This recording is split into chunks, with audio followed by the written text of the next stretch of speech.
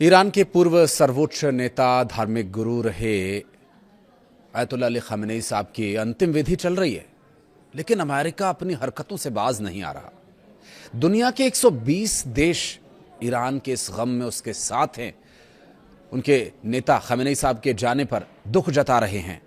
भारत समेत ईरान के वर्तमान नेतृत्व जो इस वक्त गम में है, आंसू बहा रहा है, लेकिन अमेरिका की बेचैनी बढ़ती जा रही है। इस दुख को देखकर, आंसुओं के सैलाब को देखकर अमेरिका कहीं ना कहीं घबराया और डरा हुआ है कि ये दुख कहीं उनकी हार का कारण न बन जाए। ईरान के लोगों के आंसू, वहां के नेताओं का दुख कहीं अमेरिका को बड़ा घाव न दे दे। लोगों के दुख को पूरी दुनिया ने देखा। ईरान वासियों का जो दुख है वो हर कोई देख रहा है, उसके साथ सहानुभूति जता रहा है। ये तस्वीरें अमेरिका के राष्ट्रपति के सामने जब पहुंची तो वे इस बात को समझ गए कि ईरान के लिए खामेनी साहब का जाना वाकई बहुत बड़ी क्षति है और इसलिए ईरान इसे कभी भूलेगा नहीं और हो सकता है कि उसका पलटवार अमेरिका को संभलने का मौका ना दे।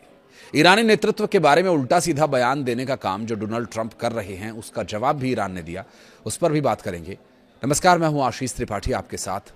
ईरान दूतावास ने रविवार को पूर्व ईरान के सर्वोच्च नेता धार्मिक गुरु अयतुल्ला अली खामेनी साहब के अंतिम विदाई समारोह में हिस्सा लेने के लिए भारत सरकार के लोगों और भारत सरकार के प्रति आभार व्यक्त किया। ईरान का कहना है कि ये भाव दोनों देशों के बीच गहरे ऐतिहासिक, सांस्कृतिक और मानवीय संबंधों को दिखाता है। ईरानी दूतावास ने एक्स पर एक पोस्ट किया और लिखा कि भारत गणराज्य में स्थित इस्लामिक रिपब्लिक ऑफ ईरान का दूतावास भारत की मित्रवत सरकार और जनता, विशेष रूप से भारत सरकार और जनता की ओर से उपस्थित आधिकारिक प्रतिनिधिमंडल के प्रति हार्दिक आभार और प्रशंसा व्यक्त करता है।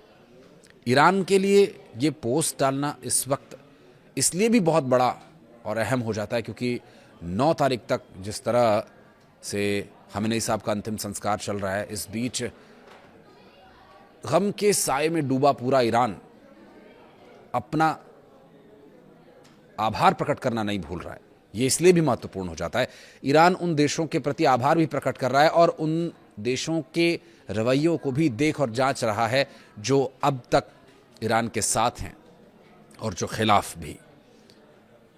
ईरान की तरफ से इस्लामिक रिपब्लिक ऑफ ईरान के शहीद नेता महामहिम अयतुल्ला अली खामेनी साहब के अंतिम विदाई समारोह में हिस्सा लेने पर, उन्हें श्रद्धांजलि अर्पित करने पर भारत की भागीदारी की सराहना करते हुए दूतावास ने कहा कि ईरान के लोग मित्रता, करुणा और हार्दिक सम्मान के इस भाव को कभी भूलेंगे नहीं।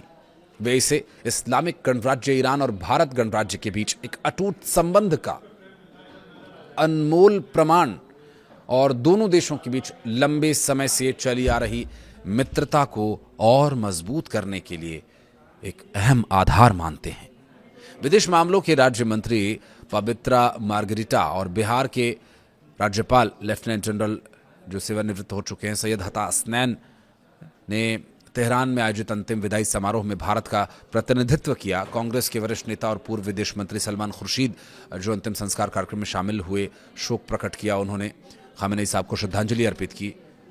जम्मू और कश्मीर पीपल्स डेमोक्रेटिक पार्टी के अध्यक्ष महबूबा मुफ्ती भी वहां गई थी जो अंतिम संस्कार में शामिल हुई। उन्होंने भी ईरान के साथ एकजुटता दिखाई और अपना शोक संदेश प्रकट किया। खामेनी साहब के अंतिम संस्कार कार्यक्रम में भारी भीड़ देखने को मिल रही है। लाखों लोग ईरान की सड़कों पर जमा हुए हैं।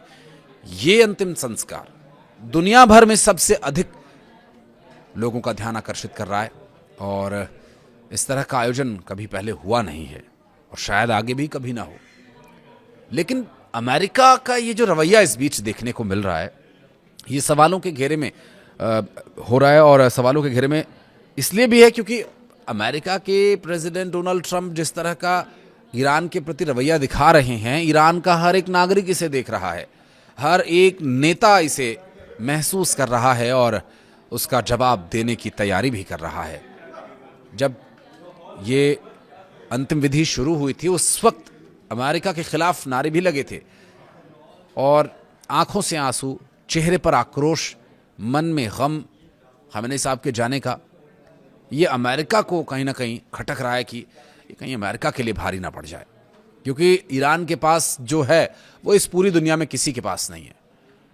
अगर ईरान अपने हथियारों, अपने बहादुरी, अपनी ताकत को कुछ देर के लिए इस्तेमाल न भी करे तो स्ट्रेट ऑफ होर्मुज अकेला ऐसा इलाका है जिसके दम पर ईरान पूरी दुनिया को कंट्रोल कर सकता है, और इसके बिना किसी का काम चलने वाला नहीं है। इसलिए अमेरिका को बहुत सोच समझकर बयानबाजी करनी चाहिए। अमेरिका ने ईरान को अंतिम संस्कार के लिए 1 हफ्ते की छुट्टी दी थी, ये डोनाल्ड ट्रंप का कहना है।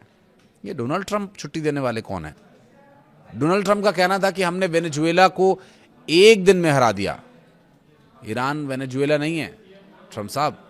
ईरान को बुरी तरह से मात देने की बात आप कर रहे हैं, समझौता करने के लिए बेताब होने की बात कर रहे हैं। ईरान का नेतृत्व इस वक्त गमज़दा है और इस वक्त ईरान किसी भी समझौते की स्थिति में नहीं है और ना उनका कोई ऐसा मूड है। ट्रंप कह रहे हैं कि ईरान समझौता करना चाहता है और बुरी तरह से वो इसके लिए तड़प रहा है। अमेरिका के प्रेसिडेंट के बयान अक्सर चर्चा में इसलिए रहते हैं क्योंकि वो बोलते कुछ हैं करते कुछ हैं, ये तो पूरी दुनिया जानती है। लेकिन उन्होंने जो कहा कि अंतिम संस्कार के लिए 1 हफ्ते की छुट्टी दी क्योंकि हम अच्छे लोग हैं।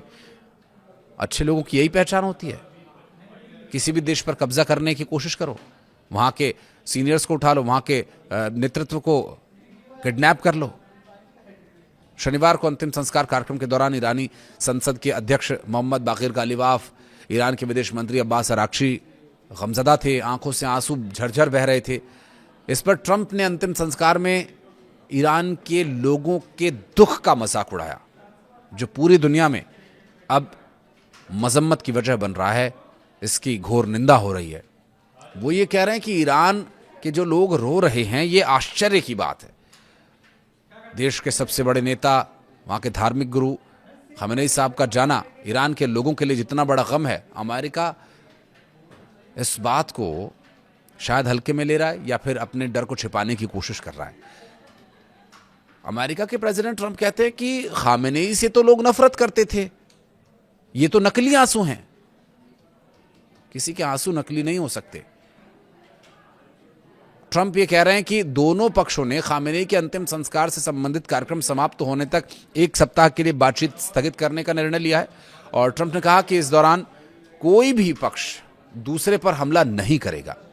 ये बात तो जग जाहिर है कि हमला करने की स्थिति में अभी अमेरिका भी नहीं है और इजराइल भी ये गलती शायद न करे, क्योंकि अकेला इजराइल तो पूरी दुनिया से लड़ नहीं सकता। और अगर इस वक्त जो स्थिति ईरान की है, जिस दौर से ईरान गुजर रहा है, यूं भी ईरान पर हमला करना उचित नहीं होगा। और ईरान अमेरिका के प्रेसिडेंट के इस बयान का जवाब बहुत जल्द देगा, इसकी तैयारी चल रही है। हालांकि जिस तरह से एक प्रोवोक करने की कोशिश डोनाल्ड ट्रंप कर रहे हैं कि शायद ईरान का नेतृत्व कुछ ऐसे बेतरतीब बयानों पर कुछ प्रतिक्रिया दे और फिर पूरी दुनिया में ईरान को बदनाम करने का उन्हें मौका मिले, लेकिन ईरान इस वक्त अपने गम से संभलने की कोशिश कर रहा है। और 9 तारीख के बाद संभव है कि इस पर कोई प्रतिक्रिया आए। अगर उससे पहले भी आ जाए तो कोई आश्चर्य की बात नहीं होगी, क्योंकि इस दुख के आंसू का मजाक उड़ाना अमेरिका को कहीं ना कहीं भुगतना पड़ेगा। आप कुछ कहना चाहें तो कमेंट सेक्शन में जरूर बताइएगा। वीडियो को यहाँ तक देखने के लिए बहुत बहुत धन्यवाद।